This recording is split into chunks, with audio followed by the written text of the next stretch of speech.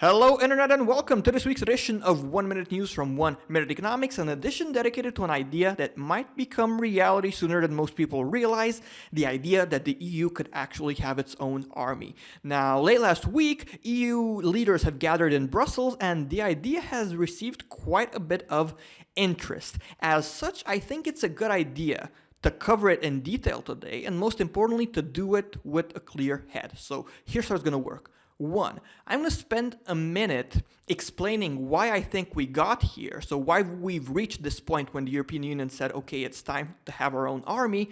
Two, I'm going to spend another minute covering the pros as well as cons associated with the EU having its own army. And finally, three, I'm going to draw some conclusions in another minute. Okay, so I'm going to start by trying to explain how I think we got here, and I believe it's important to understand that threats have been piling up over the years. Threats such as 1. Increased terror-related risks.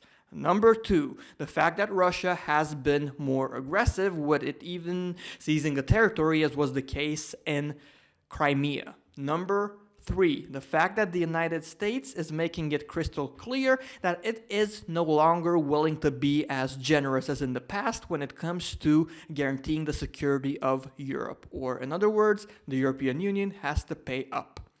Number 4, the fact that a chain is only as strong as its weakest link.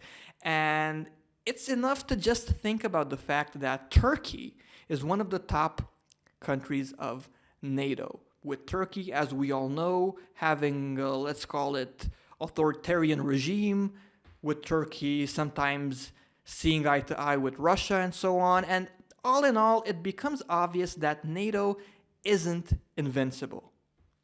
Number 5, the actual Brexit, believe it or not, because the United Kingdom has always been perhaps the most vocal opponent of the idea of Europe having its own army. But now that the Brexit is becoming a thing, all of a sudden, a hurdle disappears. Number 6, the fact that other countries are beginning to invest in defense massively. And I'm talking about, for example, China, which invested 61% more in 2016 compared to 2012. I'm talking about India, which again invested 51% more in 2016 compared to 2012. And while, of course, their armies and their military might is not comparable to that of the European Union at this point, we do have to ask ourselves what's going to happen if things continue in this manner. And all in all, I really don't think it should surprise anyone that Europe is getting ready to have its own army. Well, let's now take a minute to analyze the top pros and cons associated with Europe having its own army. And perhaps the number one pro is the fact that by having a huge army rather than lots and lots of smaller armies, you're in a better position to allocate your capital more efficiently. I mean, as it is, the European Union is spending about 200 billion per year on defense, which is a lot. So I definitely believe that our go-to response when it comes to defense shouldn't always be, yeah, let's just spend more money. No. Okay, maybe we do have to spend more money, but it's also always a good idea to look at how we are currently spending our capital. Number 2, the fact that Europe will be diversifying in military terms and as such will no longer be as dependent on NATO. Number 3, the fact that having a common army represents yet another step in the direction of the United States of Europe. And I firmly believe that it would be a good idea for the European Union to do just that, because as it is, I for one only see two choices. A, move towards more integration, so towards ultimately the United States of Europe, or B, eliminate the euro. Anything else makes little sense to me as an economist. Let's, however, take a look at the cons as well. For example, 1, the fact that having its own army is not going to be cheap. And while it's easy to think about how Germany, for example, can afford it, it's not as easy when it comes to other nations. And in my opinion, for this common army thing to work, the most powerful countries need to accept the fact that financing all of this is probably going to be a burden on their shoulders. Number 2, confidence in NATO might be undermined to a certain degree, because if Europe is doing its own thing, then maybe some entities will interpret it as, it meaning that it no longer has all that much confidence in NATO. Number 3, the fact that, countries are all of a sudden going to have more and more ties with one another. And what if, just like the UK is leaving now, another country will decide to pack its bags and leave down the road? It's obviously going to be harder for this separation to take place, and this risk needs to be taken into consideration as well. Finally, I think it's easy enough to draw some preliminary conclusions in that, okay, first of all, does the European Union need its own army? I would say that yes, it probably does. To which I'm sure some of you are going to reply, okay, but can it afford its own army?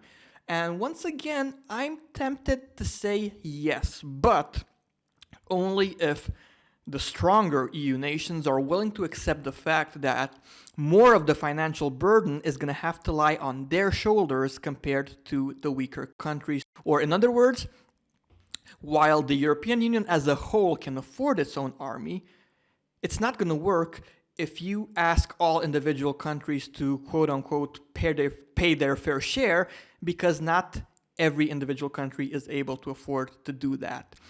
Now, as someone who supports the idea of the United States of Europe, I think that having a common army would represent a step in the right direction. But this is never going to happen if the EU as a whole is not willing to learn from, for example, the mistakes of its austerity programs. In my opinion, the only way to make the United States of Europe work is to approach things from a bit of the following perspective. Okay, we, the richer countries, are going to make some sacrifices initially. We're going to cover a lot of the costs initially. We're going to help poorer countries grow so as to reach a level of cohesion that enables us to actually make the United States of Europe a thing. And while this does mean that we're going to suffer initially, and it might be hard to explain this to our electorate, in the long run, Europe as a whole will be better off if we actually manage to succeed with this United States of Europe thing. I believe this is the only attitude that can work. And again, I see two choices. A, move towards the United States of Europe, something I for one would recommend, or B, abandon the euro. Staying in this limbo situation, for lack of a better term, is, in my opinion, not the best idea in the world. And again, ultimately, the European Union in general, and especially the richer nations, are going to have to make a choice. That's it for today, guys. Thanks a lot for tuning in to yet another edition of 1 Minute News from 1 Minute Economics. And as always, please like my videos, comment, be active in the community, and subscribe to 1 Minute Economics if you haven't by now. Also, if you can, I'd really appreciate it if you could help me spread the word about my channel by, for example, telling people on Facebook, Twitter, LinkedIn, and so on, something like, hey, there's this bearded dude on the internet who teaches people economics in 1 minute, because realistically speaking, this stuff helps a lot. And of course, if you want to, you can also support the channel financially by, for example, buying my book, donating through PayPal, Bitcoin, Patreon, and so on. And if you're interested in finding out how to do it, just head on over to 1minuteeconomics.com. Thanks a lot, guys, and have an awesome week.